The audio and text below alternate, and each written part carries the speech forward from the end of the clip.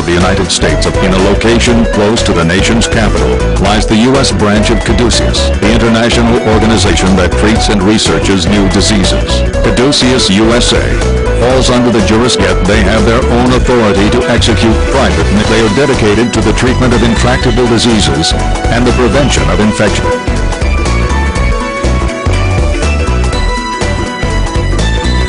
Marcus Vaughn, age 34, surgeon. Place of birth, California. Valerie Blaylock, age 28, surgeon.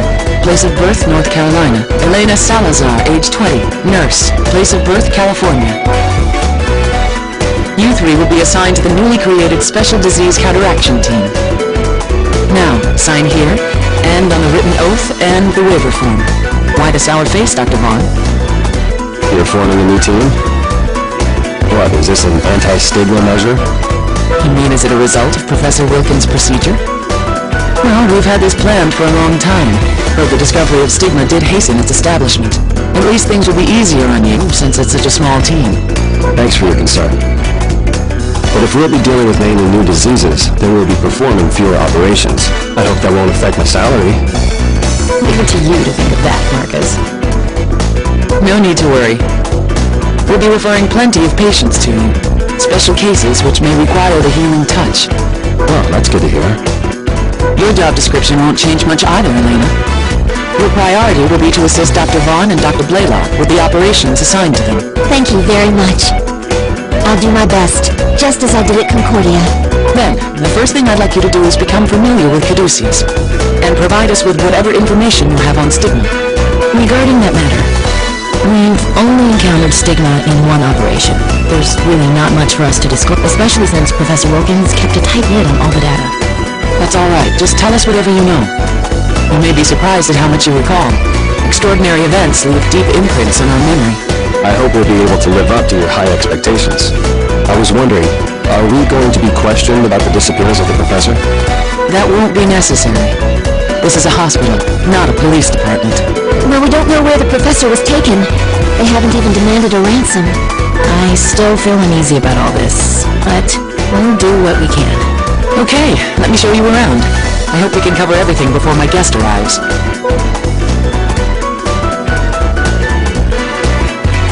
Now, this is your office. Wow! Look at this equipment. I knew Caduceus would be amazing, but this is too much. Your responsibilities won't be much different than they were in the past. Even though you're now members of Caduceus, you're still first and foremost doctors. We dedicate ourselves to research here, but at the same time, we see regular patients. A major part of your duties will be to keep your skills sharp. Well, it can't be any worse than Concordia. I mean, we weren't exactly welcome there. Now, let's take a look at where you'll be performing your surgeries.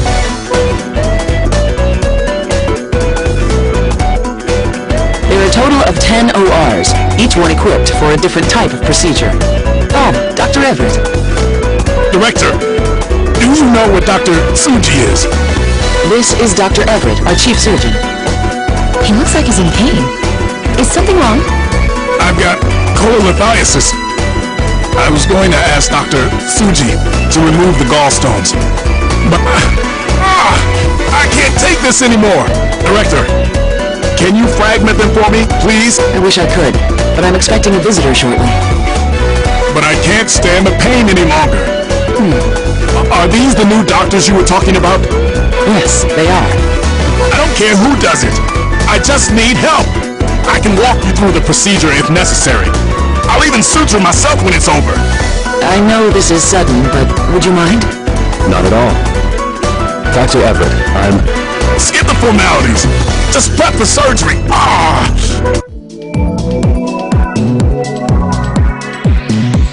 Let me explain the chart. Dr. Everett has cholelithiasis and has been experiencing pain for three years? Yes. I've told him repeatedly to admit himself to the ward and have it treated. However, it seems he's far more interested in taking care of patients than himself. typical doctor, neglecting his own needs. I guess that just goes to show how passionate Dr. Everett is about his job. When you put it that way. Oh, excuse me, please continue. We'll use a laser to fragment the gallstone in this operation.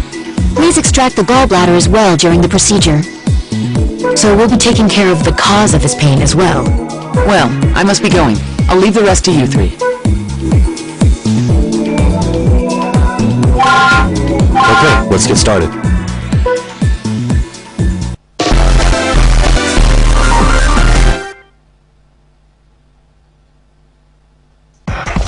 We will now begin the operation. Please disinfect the incision area and open him up.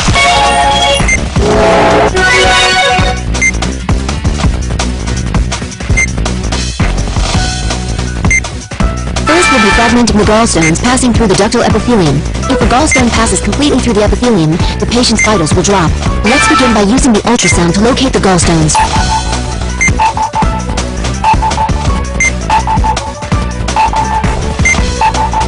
There's a gallstone. Use the laser to break it up. The gallstone has been fragmented.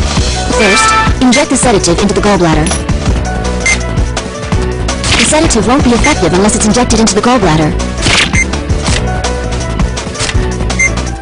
You can't remove it all at once. Let's cut it into multiple segments before we take it out. And don't forget to use the laser on the gallstones while doing so. Alright then. Please begin cutting off the first segment. The cut has caused hemorrhaging. Drain that the blood has been drained. Let's start cutting off the next segment. The second segment has been cut off. The hemorrhaging. Don't forget to keep fragmenting the gallstones. Now, the gallstone is split into 2 parts. Use the laser to fragment both halves as well. The patient's vitals have dropped. Please don't forget to treat the gallstones before the third segment has been cut off. Remove the last segment before it reaches the end.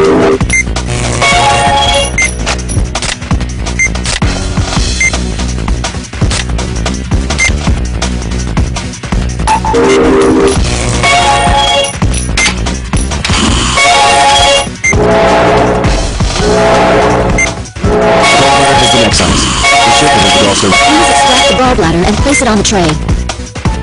Gallbladder extraction complete. Please treat the hemorrhaging area with antibiotic gel and suture the epithelium closed.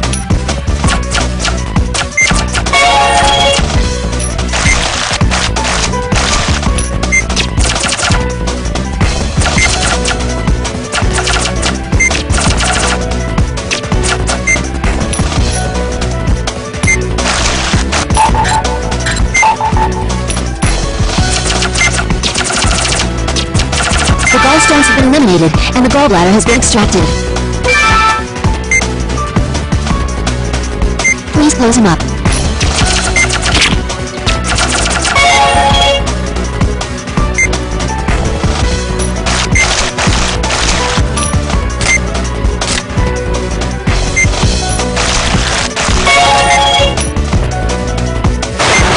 Operation complete. Good job.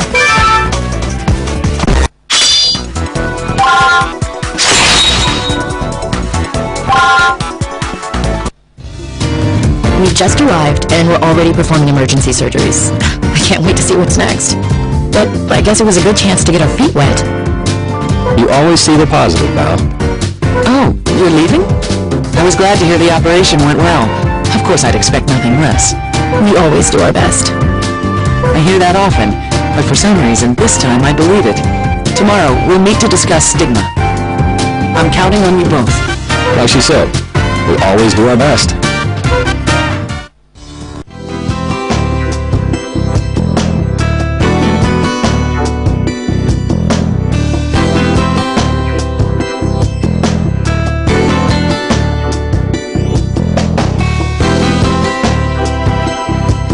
Wow, you assisted in an operation on your first day here?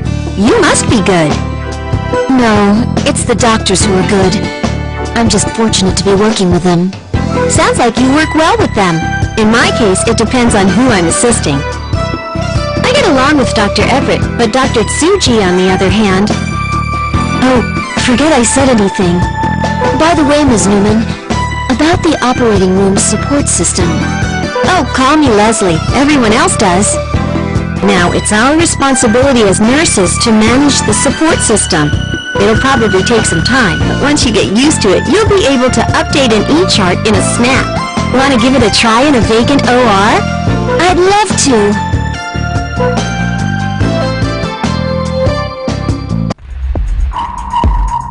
Regarding this new disease, which has tentatively been named stigma, we received a report from the National Security Council and have begun an independent investigation. Its threat level is unknown, but I can say that the pathogen possesses astonishing mobility. It was unclear whether it even existed until now, but the Wilkins case put an end to the debate. And we are basing that assumption on the testimony of our 2 new doctors, yes? Oh, pardon me. I'm Kanae Tsuji, a surgeon here. You're absolutely correct, Kanae. While the information provided by Dr. Vaughn and Dr. Blaylock is highly reliable, our own investigation at Concordia also validates the theory. And it's worth noting, Professor Wilkins was conducting all the research on his own, without help from other doctors. We spent less than a month there following our transfer from Alaska. But during that time, the professor seemed somewhat paranoid about an information leak. To be honest, I'm surprised there was a leak, no matter how small. The NSC never tells us their source of information. I bet the military is involved in it somehow. Let's try to make do with the information we have at hand. At this point, the research can no longer be left exclusively to Wilkins. It's now the concern of our entire organization. What? Prior to your transfer here, we received reports of suspicious cases from various countries. We've already discussed those cases in a previous meeting. The pathogens in question were confused with various parasites, so nothing was conclusive. If any new cases occur, they should now be reported to Caduceus International.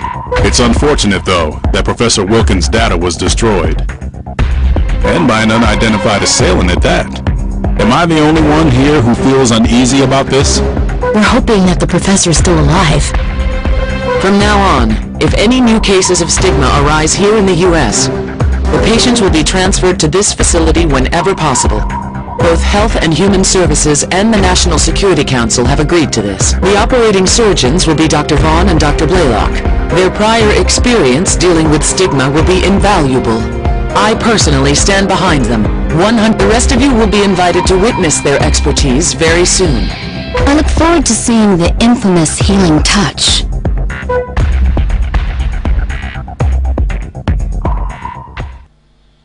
That was a little unexpected. What have we gotten ourselves into, Marcus? Were you as shocked as I was by what they already knew?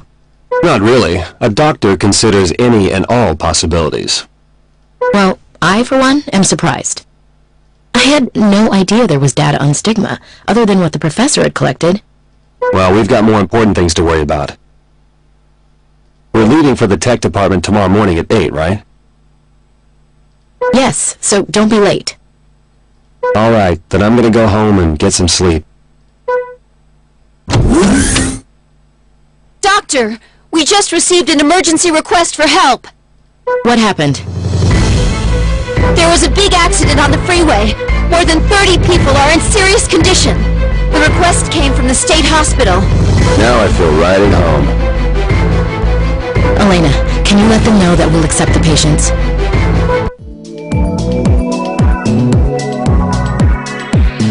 No eye response, incoherent speech, decerebrate posture. E1, V3, N2. He's under 8 on the Glasgow coma scale. He's in critical condition. The patient has taken considerable damage to the right half of his body, and his lungs may be at risk. He's definitely in bad shape. The exact locations of his injuries are difficult to determine right now. His vitals aren't stable either. Please hurry, but be careful. There's no time to lose. Let's begin immediately. Okay, let's get started.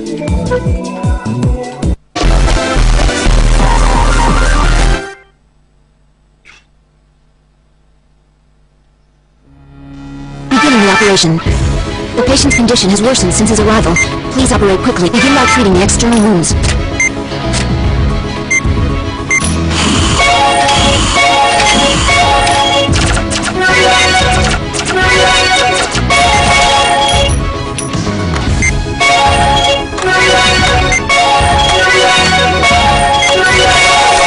Have been treated, but I assume I can only be worse on the inside. Let's open him up and begin treating his internal organs.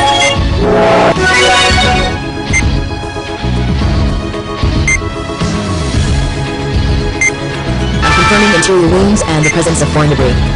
Let's keep an eye on his vitals and treat everything we can.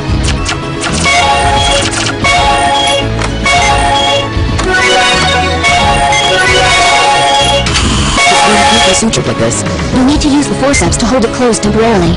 Hold one side of the wound with the forceps, and break the suture quickly, or the wound will open again.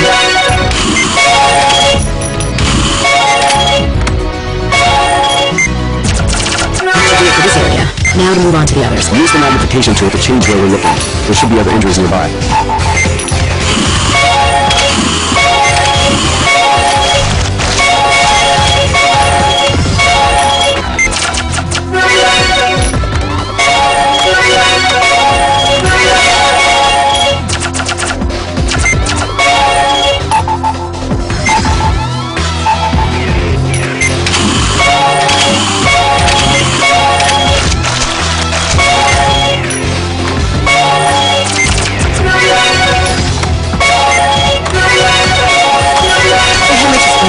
Use the antibiotic gel to treat it.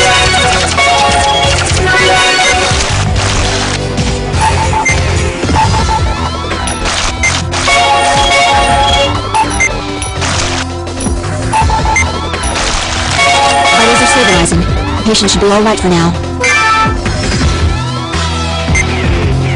Alright, let's close him up.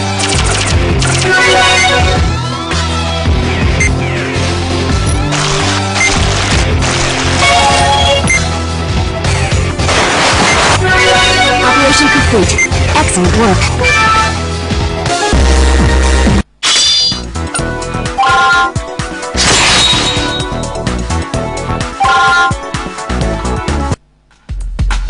That was the last of the patients. The three of you can wrap things up now. All right. Thanks, Leslie. That was very impressive. If you don't mind, I'd like to assist you again sometime. It's 3 a.m. Man, talk about a long day.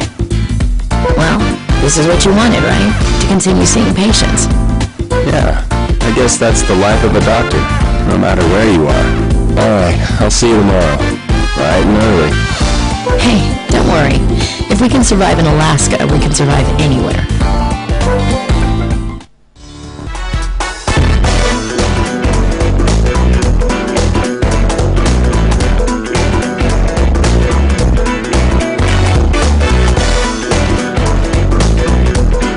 So, I have a new job for you.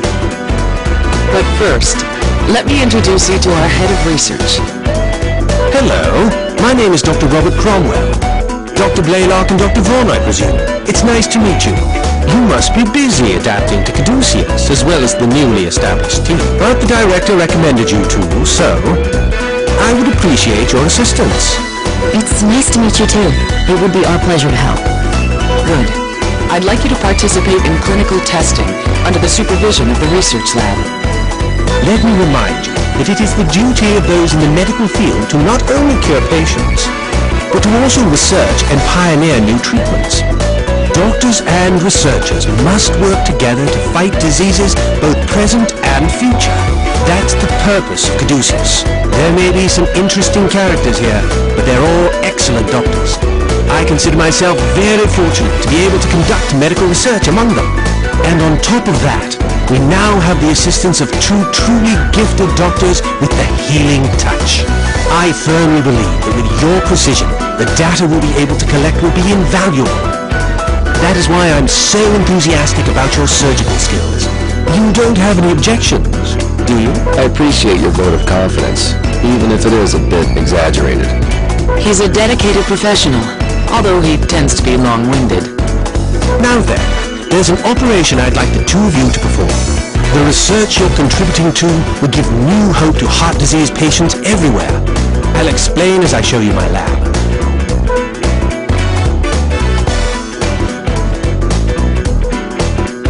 It's true that many people frown upon our astronomical research budget.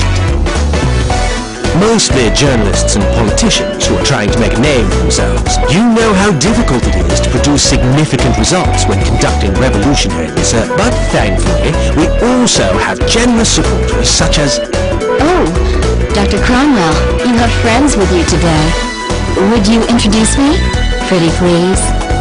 Isabella. You really should start acting more professional. This is Ms. Vasquez. She's a representative of the Humani Corporation. I'm Dr. Blaylock. Dr. Vaughn. Nice to meet you, handsome. We're partnered with a number of large pharmaceutical companies and medical manufacturers, including Humani, who've been a tremendous help to us. I hope my looks don't give you the wrong impression about our company. Humani is a major player in this industry, and I've been known to play hardball when needed. Humani holds several lucrative pharmaceutical patents and leads the way in regenerative medicine. Well, if there's anything I can do for you, just let me know. We have a research specialist from Humani on staff as well. She's a very talented young woman who has produced great results. I believe she's nearby. Cynthia, can you spare a moment? I'll go get her, Dr. Cromwell. Thank you. I'd appreciate it. The operation that you'll be performing would not be possible without her help. Yes, Dr. Cromwell? Oh, that's right. You said you'd introduce me to the doctors today. This is Cynthia Kazakov. She's a beautiful woman, as you can see, and quite brilliant. Cynthia Kazakov? You wouldn't happen to be from Trinity Medical School, would you? Valerie? Valerie Blaylock? Yeah, it's me. You became a doctor! Congratulations! Thanks. Wow, I never expected to see you here, of all places. You're going to be helping us? This is great! I'm Marcus Vaughn. Sorry to interrupt such a touching reunion. Nice to meet you, Doctor. So, you two are old friends. I have a feeling this will be a fruitful partnership. Now, Cynthia, can you explain to them about the cardiac patch?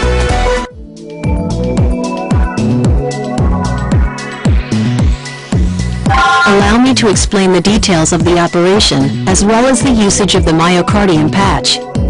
Our patient is a 10-year-old girl with an occlusion in her heart. Her heart functions are deteriorating. If this continues, she'll have a myocardial infarction. That's where the myocardial patch comes in. I don't know much about it. It's a form of synthetic membrane, correct? Yes, it's a new type of synthetic membrane that uses the whole cell voltage clamp. The membrane itself is elastic and helps the heart move and function. That's amazing! It truly is a miracle of science. It's only as incredible as the skills of the people using it. Nothing like a little pressure. I don't mind though. That motivates me. We'll do our best, of course. I can promise you that. I'm glad to hear it. So, we'll be applying this myocardial patch by positioning it according to the guide. Is that this operation's objective? Yes, that's correct. This operation will be performed without stopping her heart. But I have faith in Caduceus, and in all of you. Let's start.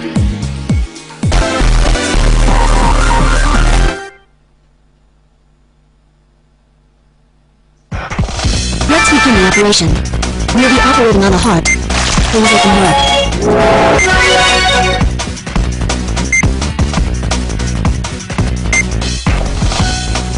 Let's confirm the procedure of this operation. 3 areas of occlusion have been located on the heart. We'll apply the myocardium patch to follow the guide and keep the placement and angle in mind when applying the patch. If the myocardium patch isn't placed correctly, the patient may undergo cardiac arrest. Be careful. Start by applying antibiotic gel to the occlusion areas. The first myocardium patch will be applied here. Carefully match the location and angle of the patch with the pattern on the heart.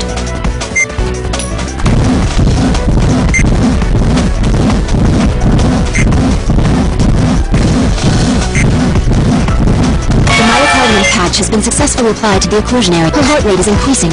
There's a possibility that the already weakened areas of the myocardium may hemorrhage. If you find a hemorrhage, treat it with the antibiotic gel before its condition worsens. Here's the next occlusion area. Let's continue the operation. What? The guide moved? Does this mean that we'll have to time the placement now that the heart is beating faster? Apply the patch when the size of the guide matches the size of the patch. The myocardium patch needs to be placed along the guide. Placing it there is useless. The second occlusion area has been treated. 1 more to go. Her heart rate is increasing. Be careful when placing the patch. Watch your timing.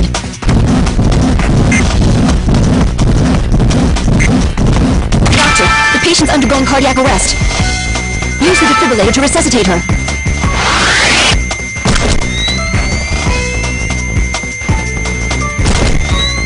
We have a pulse. Please watch the guide and place it when the sizes match.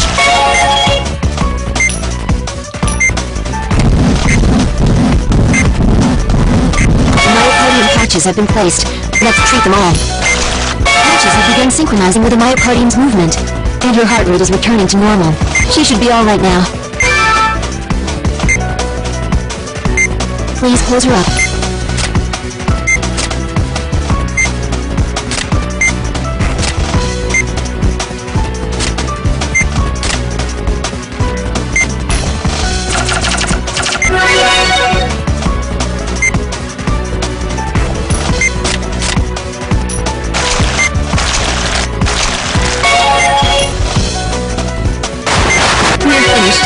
Good work, everyone.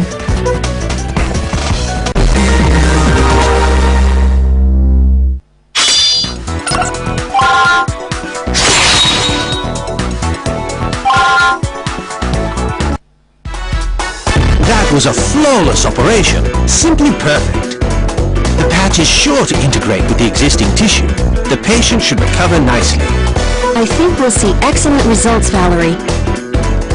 I'm glad to hear that. Yeah, I wouldn't mind doing more operations like this one. Well, we wouldn't want to take up all of your time. The director has already spoken to us regarding the research on stigma. We're currently in the planning stages. In time, we'll show you what we're capable of. Right, Cynthia? Yes, Dr. Cromwell.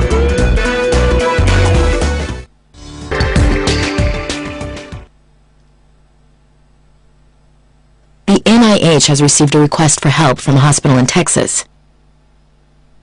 They're having difficulty with the diagnosis. Based on the patient's chart, there's a good chance that it's stigma.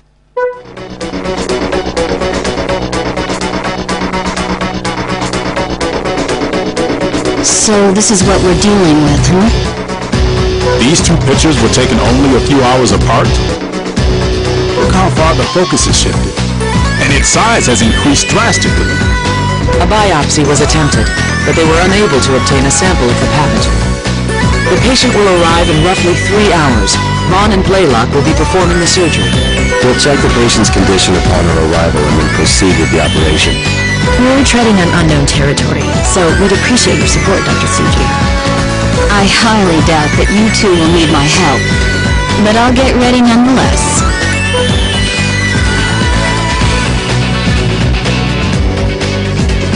The patient's vitals are stable. Blood pressure 110/60, heart rate 60 beats per minute. Any case history? She was involved in an accident 2 months ago. Laceration on the right thigh. Looks like they used artificial blood for transfusion. Q-heme blood from Syntec Labs, to be exact. Are there any contraindications? None that I'm aware of, but can you check with them just in case? Will do. The affected area is the liver. The course of treatment will be determined during the procedure. However, I have a feeling this will be different than the professor's case. Even so, I'm sure our experience with stigma will prove invaluable. Let's stay positive.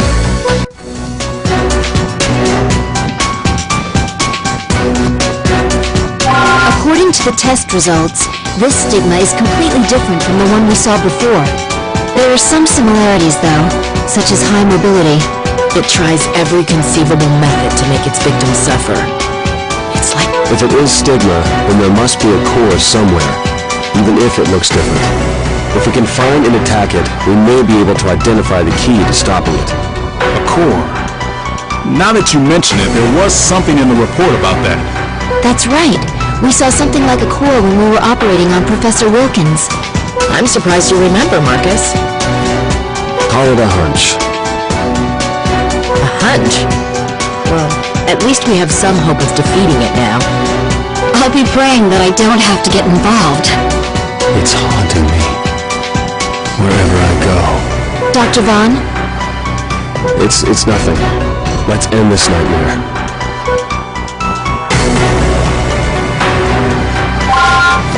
Okay, let's begin.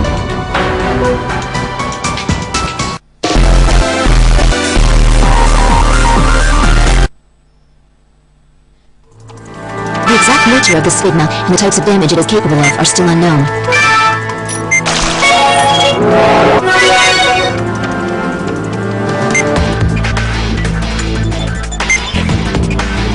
Stigma confirmed. It's much larger than before. That must be its core there in the center.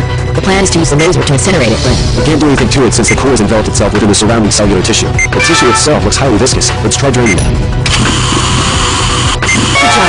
The amount of cellular tissue around the core has decreased. Okay, then let's continue this and drag the core out.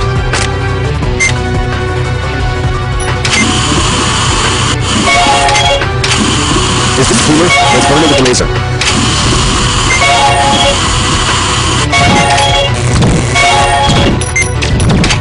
The core has been exposed. Use the laser to incinerate it.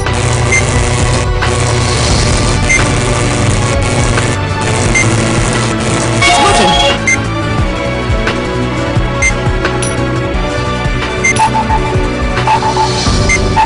The core is being covered by the tissue then. Please drain it.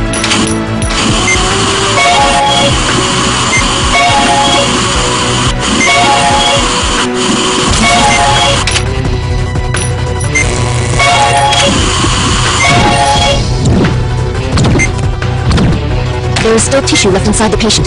Please drain it.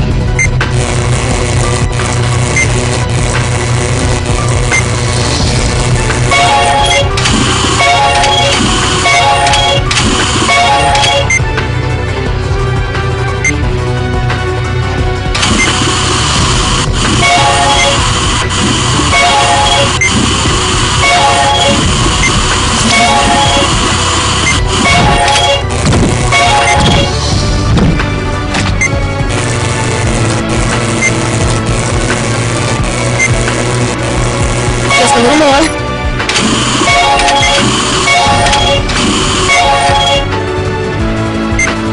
Did it split up?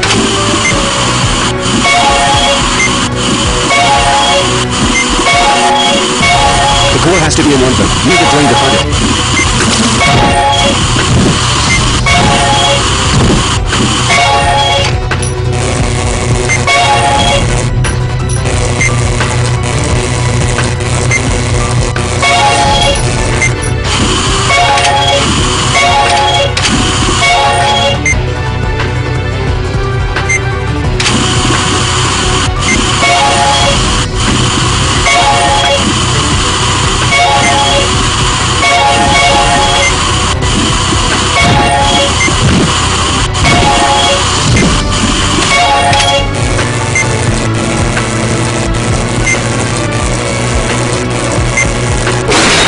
We did it.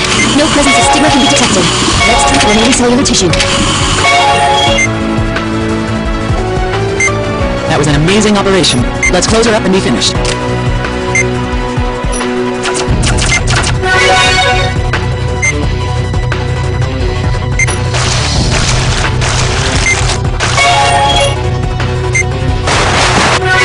We were able to deal with it.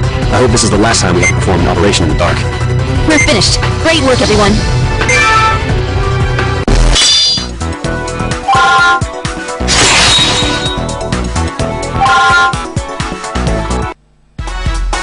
Stigma's mobility far exceeded our expectations. You all did a great job treating it.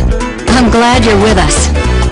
Would you expect any less from Caduceus' own special disease counteraction team? We'll hold a conference on this case of stigma within the next few days. Of course, I'll need you to speak regarding today's operation and the patient's progress. The report will also be forwarded to Health and Human Services, so please get started immediately. Just give me a strong cup of Joe, and I'll crank it out. Good. You know, there was no way we could have anticipated Stigma's metamorphosis. I was amazed at how well you adapted. I know you have the healing touch, but even so... I guess I'm just lucky.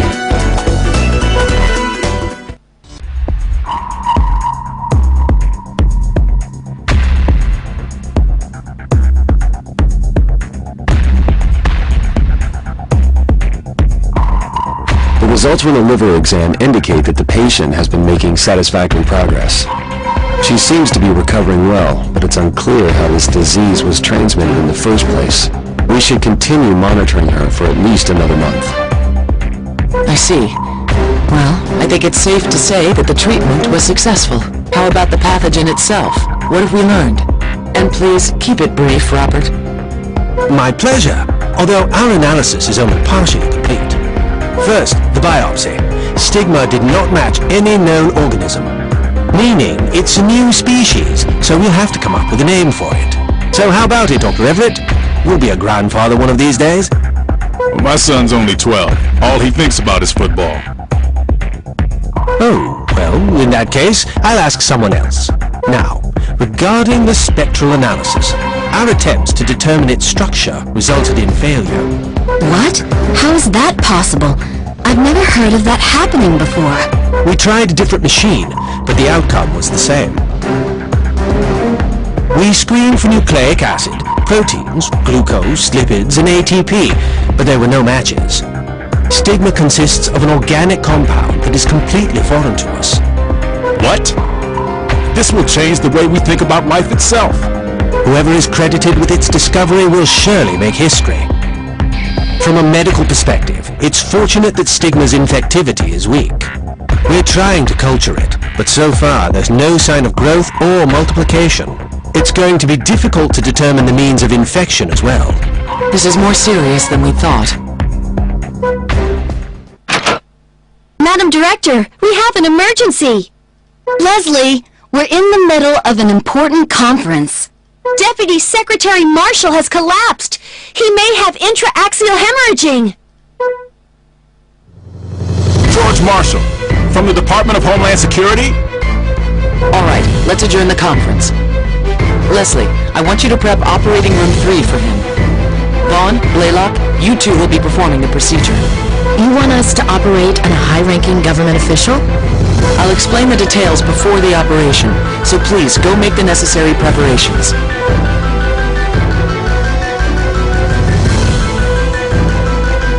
It's been 35 minutes since he collapsed. He's a 9 on the coma scale with mild tachypnea.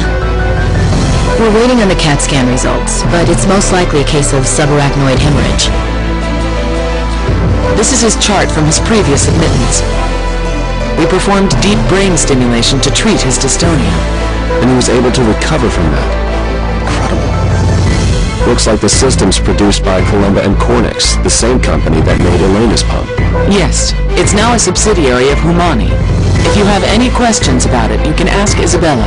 Director, what's this shadow here on the X-ray? Oh, that. It's a hippocampus chip. We implanted it at his request. He didn't want to forget anything, so he opted to have his memory augmented. I assume they're keeping it quiet. Do we need to worry about being in violation of state law? We don't have time to discuss that. Now, the hematoma is far enough away from the electrodes, but take care when using the thrombolytic. Okay, we'll head over to the OR then.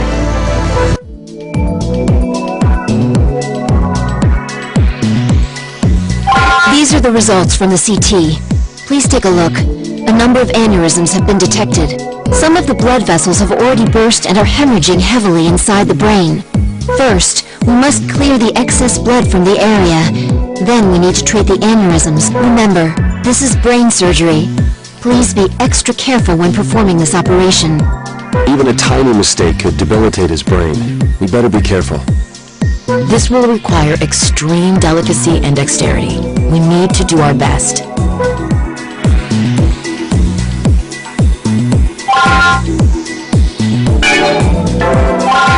Beginning the operation.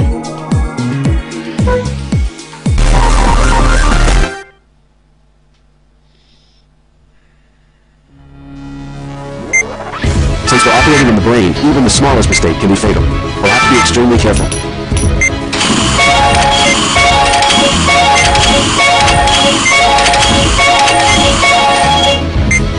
That bulge in the vein is the brain aneurysm. Let's remove it before it bursts. I'm getting the septic ready. Please inject it directly into the bulge in the vein. Let's detach it with the scalpel while the sedative is still working. The aneurysm has been detached. Please place it in the tray. The aneurysm has been removed. Hurry and squeeze through the vein with a forceps and connect it before it hemorrhages again. The vein has been reconnected.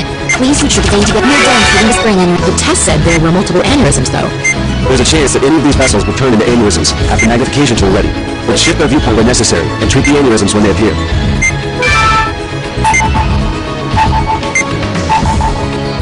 There it is. Let's treat it before it bursts. There's more where we're not looking. Once we treat the ones in sight, we have to quickly change our focus.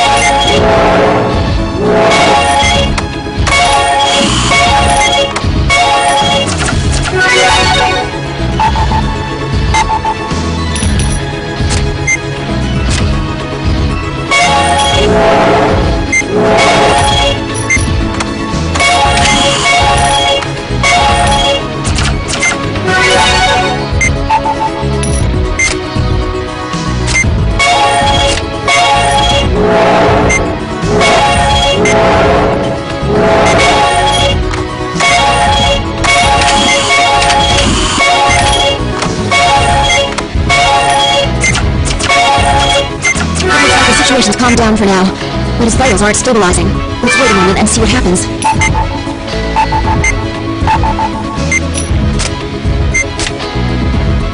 Doctor, please hurry! If all of these burst at once!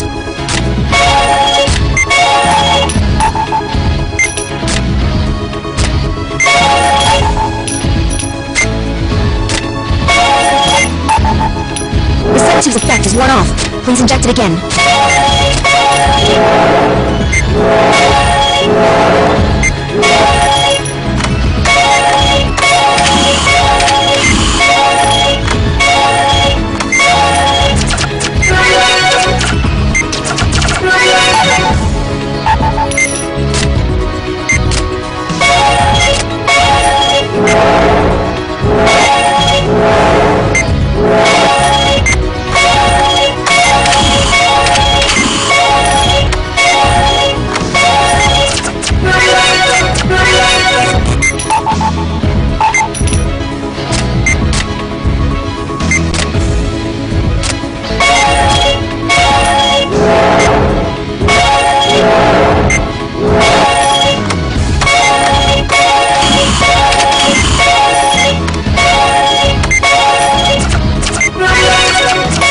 Stabilizing. It looks like it's finally done here. Excellent work.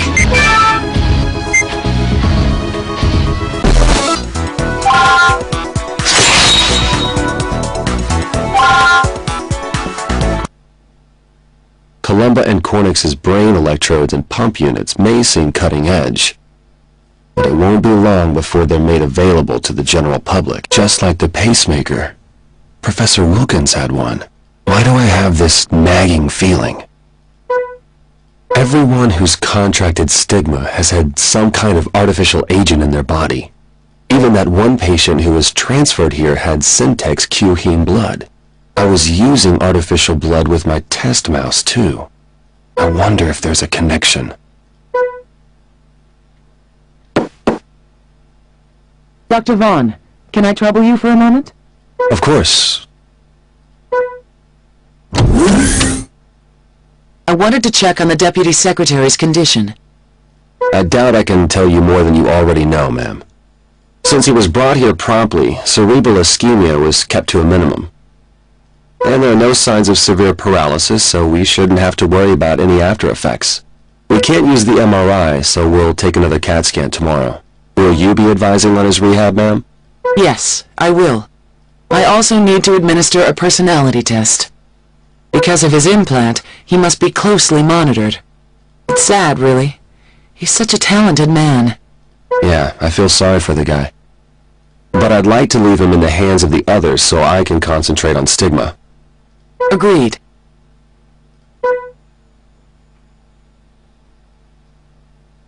And Dr. Vaughn? It's a shame that you feel the need to keep secrets from us. But I'm hoping that will change.